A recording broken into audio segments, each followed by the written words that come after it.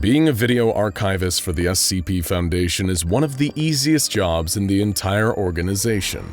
You're responsible for viewing every tape found in the field, every interview with an anomaly, and every event log recorded by a mobile task force. If something passes your desk, that means the Foundation's going to want its contents viewed, transcribed, and the original source footage stored for preservation. Compared to the doctors working tirelessly to push their research to the boundaries of understood science and field agents risking their lives elsewhere, your job of lounging in an air-conditioned room, sitting at a computer, and watching videos all day seems pretty appealing. At least on paper it does. When you take into account just what it is you'll be transcribing, the grim realities present in all Foundation careers starts to emerge in your deceptively cushy office gig. It's no secret that the Foundation's visual logs describe unspeakable horrors within. Disgusting body alterations, gory details, and terrifying imagery are mainstays of Foundation files. Most are never conscious of the fact that every log that's been written out had to have been viewed by someone in the first place. Those blank redacted areas where your imagination has to fill in the details? Somewhere, someone in the Foundation had to describe that sensitive information in the first place. That gruesome kill in the task force report? The visual archivists saw the footage before they wrote it out. Sure, your job might be to watch the Foundation's home movies all day, but due to the sheer amount of visual materials the Foundation needs to transcribe and catalog, you'll be on average seeing far more horrors than the typical researcher or task force member. Instead of being assigned to one or two projects at a time, you'll witness an infinite slew of footage from across the Foundation's history. You'll just be viewing all of the horror from a distance, behind a screen, after the fact. But you don't need to be told that. You're a professional, hard-boiled, grizzled veteran of the Foundation. You watch hours of footage a day, transcribe it, archive it, and send it out to be inserted in the various articles and files in the Foundation database. You've lived through countless task force missions, observed endless testing logs, and seen everything from unimaginable entities to the bloodiest events ever taken place. It used to keep you up at night, but at this point you're desensitized to almost anything the world can throw at you. Maybe that's why you were the Foundation's latest choice to transcribe the footage recovered from the site of SCP-6670. You'd heard the stories, a series of tapes the other archivists were flat out refusing to transcribe due to sheer disgust and horror. They'd been passed down the line 2 or 3 times, and now they came to you, in a box of literal VHS tapes labeled with a strip of tape that read SCP-6670 Recovered Media. You didn't doubt that whatever was on these was intense, since it was enough to get a few Foundation archivists to pass, something that rarely happens. But you were sure they weren't anything you couldn't handle. You inspect the box for a manifest paper to see if you can gain any other information about the tapes. Most of the time, the varying parts of the Foundation's research is kept heavily indiscernible from one another. The right hand never knows what the left is doing, so getting any further context to the footage you're about to review is oftentimes necessary. But the paper inserted on top of the box doesn't reveal much. It reads, "Footage recovered from the discovery site of SCP-6670, Containment Site 86, Detroit, Michigan." That's about as much as you're going to get, but at least it's something. You take the tape that says first on it and pop it into the VCR. Yeah, you had to dust off that old dinosaur just for this. The real anomaly is that it still works after all these years. The first tape is overlaid with a title that takes up the entirety of the screen. "Happy Birthday, Gemma, 1988, it reads. The camera pans to a small infant laying down on a cushion. You can tell from the brief glimpses of the background that the house is dilapidated, poorly held together. Not the conditions a child should be raised in, but an unfortunate reality that some face. The baby stares at the camera, wiggling and making adorable baby noises. You wonder if this is Gemma, the birthday girl herself. Your thoughts are confirmed by the camera holder, who plays with and tickles Gemma, celebrating her birthday. The camera holder asks the baby to smile for mommy, which the little Gemma gleefully does. Of course, the one holding the camera is Gemma's mother, and the two are celebrating her first birthday. The rest of the tape is ordinary, with Gemma and her mother playing and laughing together. Her mother sings happy birthday to her, and the recording stops. Well, that wasn't so bad, you think to yourself. In fact, taking into account most of the stuff that passes your desk, that was pretty good. But that was only the first tape. You're intrinsically drawn to the next one, wondering how this could possibly inspire so much fear in the others who watched it. Second tape. The shot opens up with a woman dressed in a slightly tattered, sewn-together formal attire. She's filming herself standing before a mirror. The title reads, Job Interview Practice Tape. After the title disappears, she begins talking to herself. She reveals her name, Melanie Jamie G. Parker, and acts as if she's applying to a job, specifically to an internship at the Walter Media Broadcast Company. You can tell from the sound of her voice that this is Gemma's mother. Melanie's mock interview proceeds slowly. She's visibly apprehensive, chokes over her words, and seems to be in great distress. Melanie mentions that she turned 18 the other day, and that she's interested in applying for a job as a news reporter. Still, she can't get the words out properly, stuttering and hesitating. She's clearly distracted by something off camera. Midway through her rehearsal, the sound of high-pitched crying is heard. It's the baby. Melanie assures Gemma that she's coming, and leans over to hit the button to stop the recording before rushing off to calm down the crying child. Again, nothing horrible, you think. It's difficult to watch someone so young struggle with the challenges of motherhood, but it hasn't made you lose your lunch or anything. You take out the third tape, pop it in, and see what happens next. Another title, A Letter to My Family. Cut this. Seems like it was intended to be thrown out. The picture comes in, showing a crying Melanie, sitting on the edge of her bed in a white gown. Sniffling up her tears, Melanie delivers a message intended to be viewed by her family.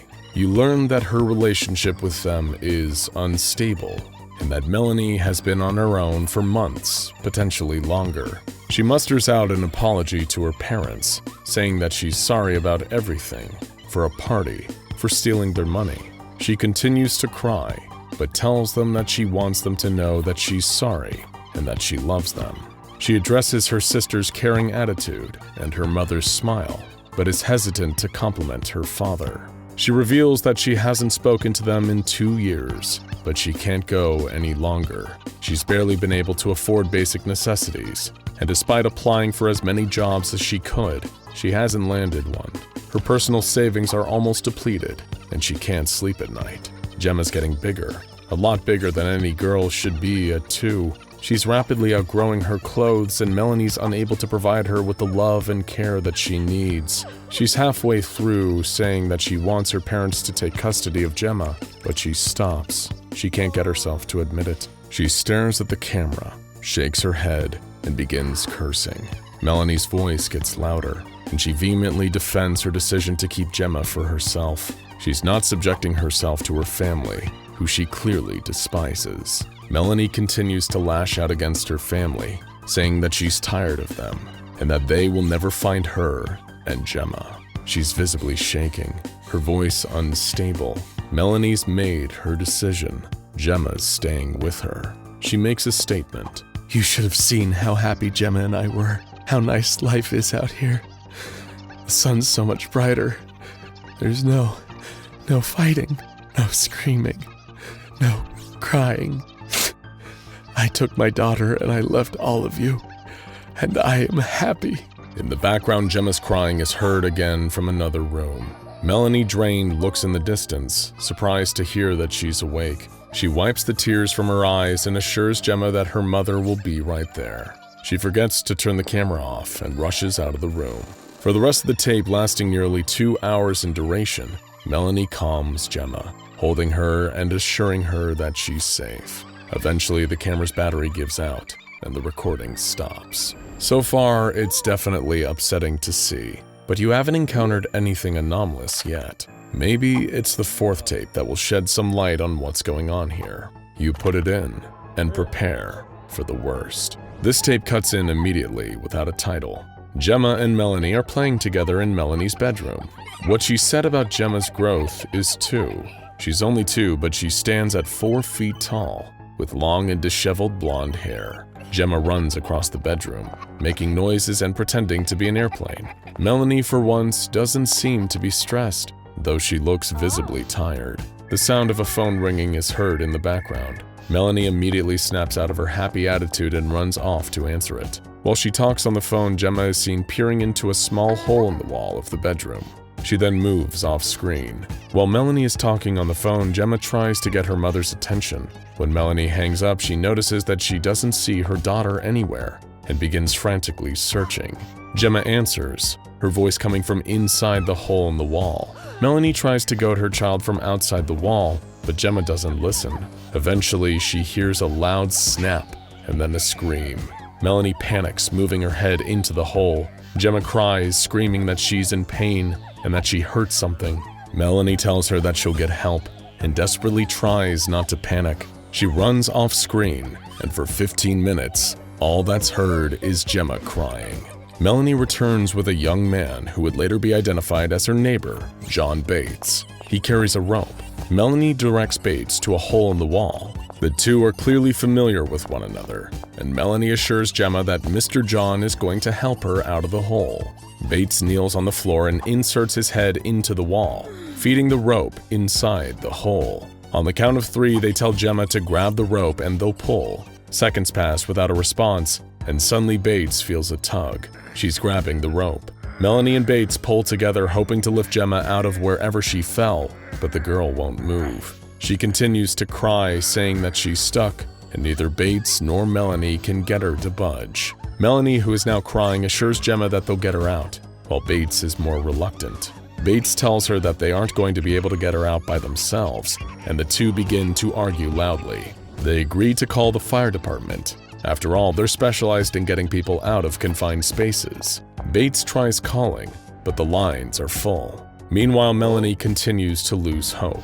Bates insists that they have to call 911, but Melanie knows that she doesn't have enough to cover medical costs, and if they discover the living conditions that Gemma's been in, they'll surely take her child away. The two continue to argue.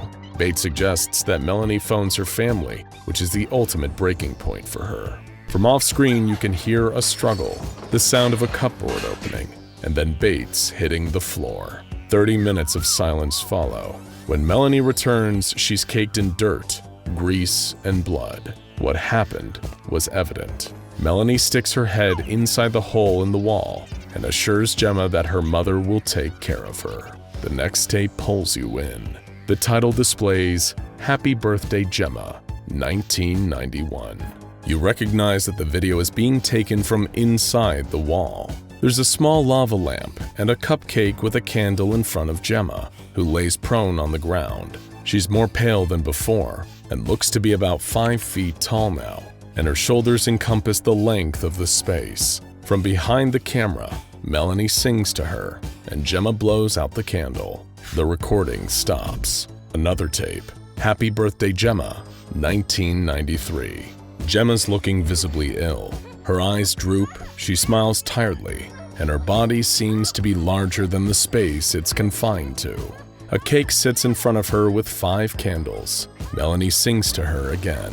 The 1997 birthday tape is even worse. Gemma is about 7 feet tall, and her face encompasses the entire hole with no discernible head. Melanie sings to Gemma, who just wants to eat her cake. The sound of Gemma's bones clinking and cracking as her body contorts to the tight space is heard. The next tape is unlabeled, but the Foundation determined it to be recorded around 2001. Melanie sits outside the door to her bedroom, sobbing.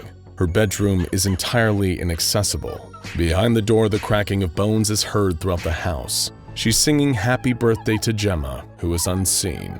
Gemma's voice can be heard begging for food. Another crack, this time from the ceiling. Dust falls from above. The house is giving out. Gemma screams that she's in pain and that she doesn't want to fall. The cracking gets louder, and before Melanie can finish singing, she's taken back by the horror of the situation. Gemma begs for her mother to help her and that her back hurts. The ceiling's about to give out any second, and suddenly, it does. The camera tips, showing a ceiling full of cracks, which gives out over the next few seconds. Melanie screams that she'll catch Gemma, but she is simply too big. Her form is revealed. a block of barely human skin and tissue, shaped into a square mass due to being confined to the walls for years. You can't tell that the entity before you is still human, and most of all an injured, scared child. Gemma's anomalous growth when confined to such a small space over a long period of time resulted in this. Gemma falls to the floor, crushing Melanie in the process. For the remaining 4 hours of the tape, Gemma sifts and struggles, all while crying out for her mother.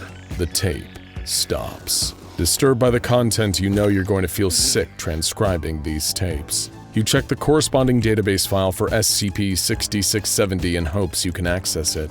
Thankfully, it's within your clearance, and all is illuminated when you read what's already there. SCP-6670 is Gemma, described as a large amorphous entity made of flesh, tissue, and contorted bones. SCP-6670 is confined to a small house in Detroit, Michigan, where it's been contained on-site with a concrete wall constructed around the home.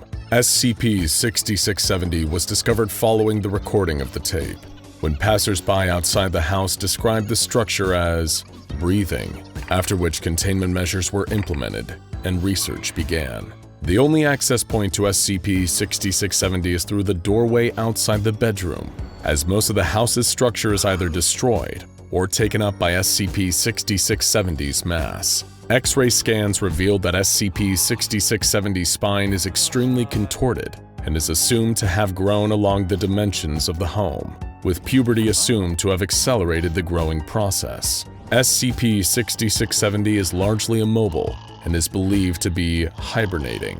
Its intelligence seems to be roughly equivalent to a small child. Inside the home, the tapes were found, and the file describes them as awaiting transcription, which is your job. Beneath the section intended for your work is an event log, transcribed by personnel working on site with SCP-6670. The entity, after remaining immobile for so long, had eventually moved. The log read as follows. The entity rolled in front of the camera, where its mouth could be seen. It's surrounded by several strings of rotting flesh and caked with blood. The teeth are rotten, consistent with typical patterns of tooth decay. A clump of black hair clings to the side of its lower lip. SCP-6670 is heard speaking. The camera registers the sound as similar to, "Mama, I'm hungry." Its voice is that of a young girl. You're taken back by the graphic bodily alteration described, when the realization hits you that you're going to have to watch these tapes multiple times over to ensure proper transcription. But then, one other thing stands out. A clump of black hair on SCP-6670's lip, but Gemma had blonde hair, and then it hits you. You know that you'll be in for many sleepless nights after this is all said and done. Now go check out SCP-002 The Living Room and the Most Terrifying SCP Rooms, and SCP-2432 Room Service for more super weird human body contorted rooms and spaces.